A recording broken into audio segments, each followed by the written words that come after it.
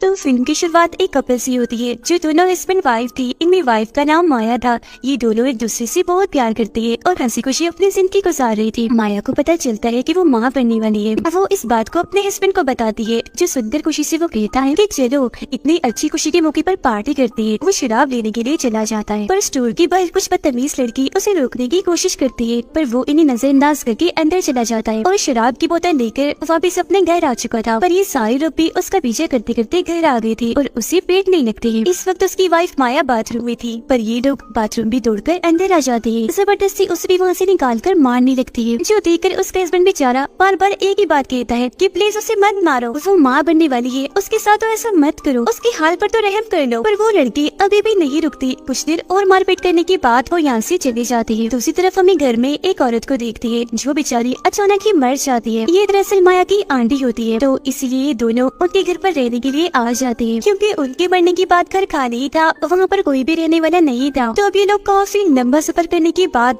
घने जंगलों में पहुँच जाते हैं, क्योंकि आंटी का घर इधर ही था। यहाँ पर इनकी मुलाकात एक औरत से होती है जो इस जगह की हेड थी। वो इन्हें बताती है कि तुम्हारी आंटी बहुत अच्छी औरत थी, उनकी आदत से मैं बहुत मुतासिर थी, मेरी खूब बनती थी उनके साथ। वो फिर उन्हें एक दरवाजे के पास लेकर जाती है और बताती है कि तुम्हारी आंटी हर रोज एक प्लेट में कुछ मांस के टुकड़े यहाँ पर रखती थी। जो सुनकर माया हैरत से पूछती है, अच्छा वो किसके लिए रखती थी? जिस पर वो हर जवाब देती है कि छोटे यानी बोले गरीब लोगों के लिए, जिनका एक अलग ही ग्रुप है। उन लोगों को रेड कैप्स के नाम से जाना जाता है। पहले तुम्हारी आंटी के हस्बैंड की मौत हो गई एक खतरनाक बीमारी की वजह से, जिसके बाद खुद दुखी रहने लगी, क्योंकि वो छोटे लोग रेड कैप्स उन्हें कसूरवार ठहरा रहे थे। जिससे बाद में तुम्हारी आंटी को भी एहसास हुआ कि वो मुझे ऐसा इसलिए कह रही है क्योंकि मैंने कुछ दिन उन्हें खाना नहीं डाला। तो हो सकता है उनका दिल दुखा होगा और उन्होंने मुझे बददुआ दी होगी और मेरे साथ ऐसा हो गया। इन्हें पहले मेरा हस्बैंड और फिर मेरा बच्चा भी मर गया। तो इसीलिए अब मैं चाहती हूँ कि इस ट्रेडिशन यानी रिवायत परंपरा को अब तुम आगे बढ़ाओ माया, क्योंकि तुम भी तो माँ बनने वाली हो ना। मैं नहीं चाहती कि तुम्हारे साथ भी कुछ ऐसा हो। जिस पर खुशी से माया कहती है कि हाँ क्यों नहीं, आप फिक्र मत करिए, मैं आपसे वादा करती हूँ कि अब से इस ट्रेडिशन को मैं आगे बढ़ाऊंगी, अपनी आंटी की जगह मैं लूंगी। माया को यहाँ एक तस्वीर मिलती है जिसमें एक छोटी सी बच्ची थी, जिसे देख वो समझ जाती है कि जरूर मेरी आंटी की बेटी होगी। आज ही वो सुपरमार्केट चली जाती है जहाँ से जरूरत का सारा सामान मिलता था। वो वहाँ से बहुत सारी चीजें खरीदते हैं। ये लोग पैसे देने के लिए जब काउंटर पर जाती है तो स्टोर का मालिक इनसे पैसे नहीं लेता, ये कहती हुई कि तुम उस घर में रहने के लिए आए हो तो मैं तुमसे पैसे नहीं ले रहा। तो ये लोग खुशी खुशी सामान लेकर यहाँ से जाने लगते हैं। रास्ते में एक वीरान जगह पर रुकती है जहाँ एक फैमिली रहती थी जिसका नाम बिडन फैमिली था। ये दोनों एक बार में जाते हैं जहाँ ये सारे लोग एक नजर बस इन्हें ही घूरी जा रही थी। फिर अचानक नॉर्मल होकर सारे लोग इनका वेलकम करते हैं। ये लोग जब बैठे थे तो इनके पास एक बूढ़ा आदमी आता है, कहता है कि बेटा मेरी एक बात हमेशा याद रखना, उस फैमिली के हेड विलन और उनके बच्चों से अपनी वाइफ को दूर ही रखना। अब बार की मालिक यानी हेड कहती है कि मैंने तुम्हारे जिम्मे कोई काम लगाया था,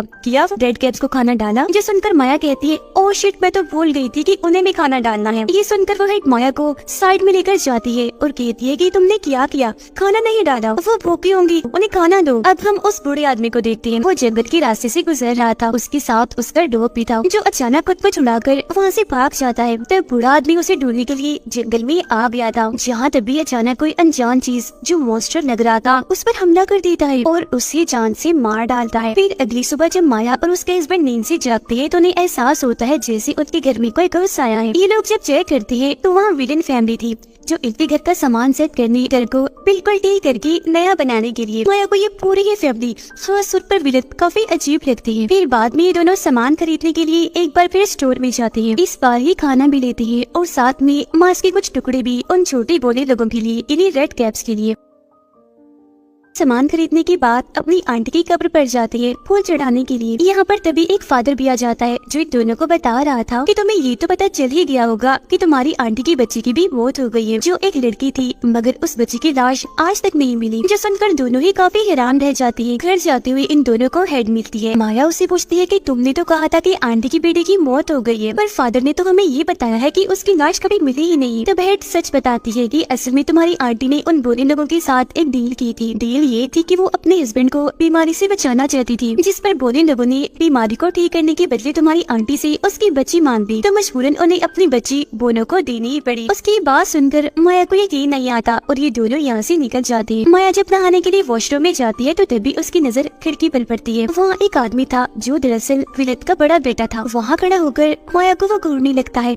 वो काफी डर जाती है और जोर से चीख मारते हुए बाहर आ जाती है। ये बात जब विलन को पता चलती है तो वो इन दोनों से कहता है कि मेरी बेटी की इस हरकत पर मैं अब दोनों से माफी मांगता हूँ, मुझे बहुत शर्मिंदगी हो रही है। ये कहने के बाद वो अपने बेटे को बहुत मारता है। अब माया भी रेड कैप्स को खाना डालने के लिए उस दरवाजे के पास आ गई थी। वो मांस के टुकड़े प्लेट में डालकर वहाँ रख देती है, पर थोड़ी देर बाद ये देखकर काफी हैरान रह जाती है कि प्लेट एकदम खाली हो गई है। ये देखकर माया को यकीन हो गया था सच में यहाँ वो बोले लोग रेड कैप्स रहती है। अगले दिन विलन फैमिली दोबारा से यहाँ आकर फिर से अपना काम शुरू करती है, लेकिन इस बीच गलती से विलन के बेटे से एक खिड़की टूट जाती है, जिस बात से माया के हस्बैंड को बहुत बुरा लगता है और इन लोगों की आपस में बहस हो जाती है। तभी इधर विलन भी आ चुका था और जब वो देखता है कि मेरे बेटे की गलती है तो वो उसे काफी मारता है, लेकिन माया उसे रोक देती है कि बस कीजिए, मत मारे, इसे छोड़ दें। जो सुन वो उसे छोड़ देता है और इस तरह से विलन के बेटे की जान बच पाती है। फिर कुछ देर के बाद उसे कुत्ते के भौंकने की आवाज आती है। उसे लगता है कि ये कुत्ता जरूर उस बूढ़े आदमी का होगा जो जंगल में भाग गया था और अब शायद वो वापिस आ गया होगा। तब ये सोचकर वो जंगलों में चली जाती है। उसे वहाँ वो डॉग तो मिल जाता है, पर वो माया को एक झोपड़ी के पास ले आता है। वो जब उसके अंदर झांकती है तो वो जगह काफी नीचे थी, जो दरअसल एक गुफा थी। ये देख वो सोच में पड़ जाती है कि बना जंगलों के बीचों बीच ये गुफा यहाँ किसने बनाई होगी, क्योंकि वहाँ कुछ चिराग यानी दिए भी पड़े हुए थे जो सबके सब जल रही थी। फिर इस चीज को जब नजरअंदाज करके वो वापस आ रही थी तो उसे मिलन का बेटा यहाँ दिखता है जो उदास होकर यहाँ आ गया था। वो उसके पास जाकर उसका मुंह ठीक करने की कोशिश करती है, कहती है कि दिल छोटा मत करो, तुम बहुत अच्छी हो और काफी अच्छा काम कर रही हो, मुझे तुम्हारा काम बहुत अच्छा लग रहा है। जो सुनकर वो भी माया का हाथ पकड़ लेता है, कहता है कि तुमने भी तो मेरी जान बचाई,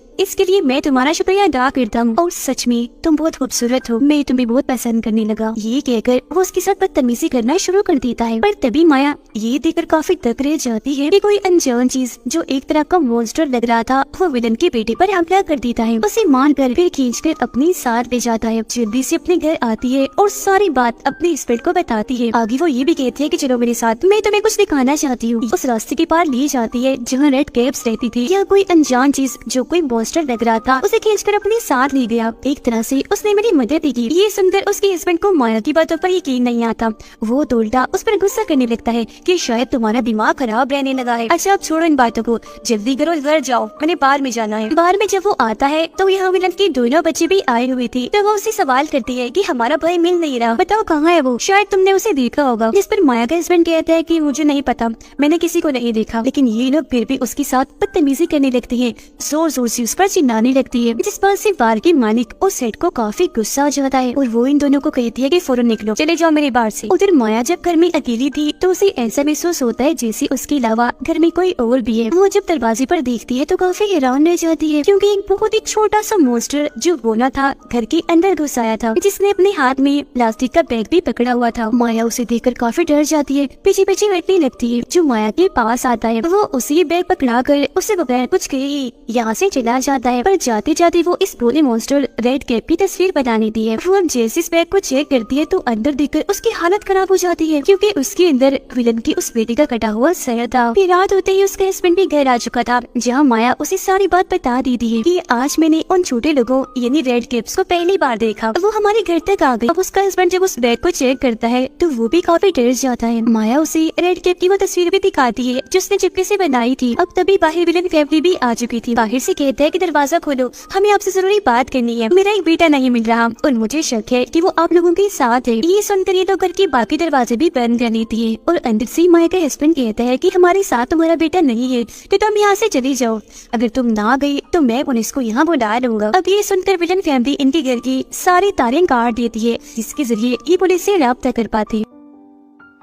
अब माया उस सर वाले बैग को फेंकने के लिए चोरी छुपे यहाँ से जाने लगती है, पर विलन की बेटी उसे देख चुकी थी और वो बैग में उसके हाथ लग गया था। बैग को चेक करने पर उसे पता चल जाता है कि हमारा भाई मारा गया है। पर इससे पहले वो माया को कुछ कहती वो यहाँ से भाग चुकी थी। उस दरवाजे से निकलकर वो रेड कैप्स के इलाके में पहुँच गई थी। विलन को भी अब तक पता चल चुका था कि उसके बेटे को मारकर उसका सर काट दिया गया है। उसे इन दोनों पर शक होता है, इसीलिए वो अपने दोनों बच्चों को कहता है कि जल्दी से इस घर को आग लगा दो, जिसके बाद ही लोग उस पूरे ही घर में आग लगाना करना शुरू कर देती है। विलन का बेटा भी माया के हस्बैंड को पकड़कर उसे खूब मारने लगता है। उधर माया जंगलों में आ गई थी और यह अगर जोर जोर से कहने लगती है कि रेड कैप्स तुम लोग कहाँ पर हो, प्लीज जल्दी से बाहर आओ, मेरी मदद करो, कुछ लोग अभी मारना चाहती है। पर उसकी इस बात का आगे से कोई जवाब नहीं आता। पर घर में जब विलन की बेटी आग लगा रही थी तो ये देखकर काफी हैरान रह जाती है कि धीरे धीरे करके घर की सारी आग बुझ रही है और इसी के साथ घर के अंदर वो सारे रेड कैप्स आ जाती है जो विलन और उसकी बेटी पर हमला कर देती है, क्योंकि एक तरह से ये माया और उसके हस्बैंड की मदद करने आए थे। विलन और उसका बेटा इन रेड कैप्स यानी बोलों को देखकर काफी हैरान रह जाते हैं। वो सोच रहे थे कि इनके बारे में तो